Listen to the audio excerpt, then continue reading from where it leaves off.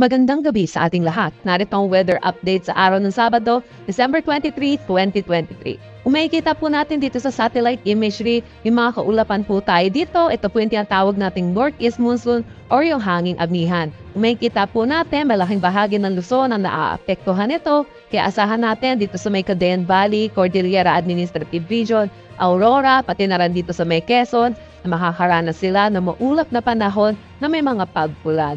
Samantala for Ilocos Region, nalalabing bahagi ng Central Luzon, Metro Manila, Cavite, Laguna, Batangas, Rizal, Mimaropa, maliban na sa Palawan, ay asahan natin na makakaranas tayo ng bahagya agad sa maulap na papawirin na may mga pulo-pulo may hinang pagpulad.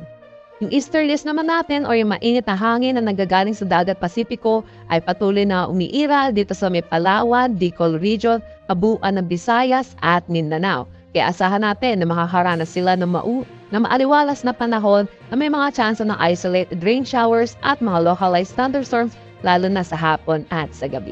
Para naman sa magiging panahon natin bukas, bisteras ng Pasko, asahan natin na iiral pa rin sa atin ang northeast monsoon, kaya asahan natin ang light to moderate na may mga pagpulad.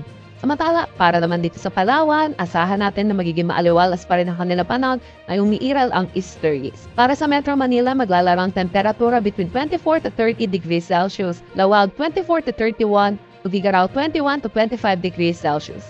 Sa Baguio, 16 to 23, Tagaytay, 22 to 29, Legazpi, 24 to 31 degrees Celsius. Para naman sa Calayan Island, sa Puerto Princesa, ang kanilang agwat ng temperatura ay maglalaro between 25 to 32 degrees Celsius. Para naman sa Visayas at Mindanao, easterlies pa rin ang patuloy na iiral, kaya asahan natin na magiging maaliwalas ang panahon na may mga tsansa pa rin ng isolated rain showers at localized thunderstorm lalo na sa hapon at sa gabi.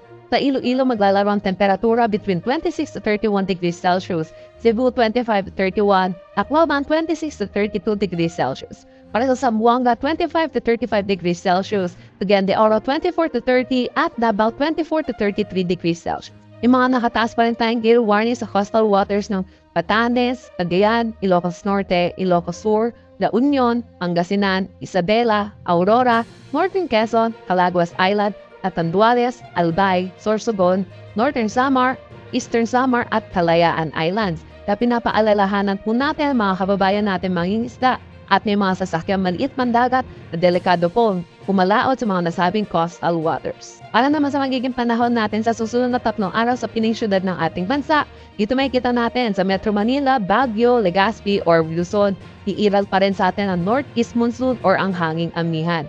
Kaya asahan natin dito sa Metro Manila at Legazpi na makakaranas tayo ng bahagya hanggang sa maulat na papawirin na may mga pulo-pulo may hinang pagpulad. Para naman sa Baguio, all out the 3 days ay asahan natin na makakaranas sila ng maulap na panahon na may mga mahihinang pagpulad. Sa Metro Manila, maglalaro ang temperatura between 25 to 31 degrees Celsius, Baguio 16 to 24, Legazpi 25 to 31 degrees Celsius. For Metro Cebu at Metro Davao, asahan pa rin natin na magiging maaliwalas ang kanilang panahon dulot ng easterlies. Ang temperatura dito sa Metro Cebu ay maglalaro between 25 to 31 degrees Celsius, Metro Davao 25 to 33 degrees Celsius.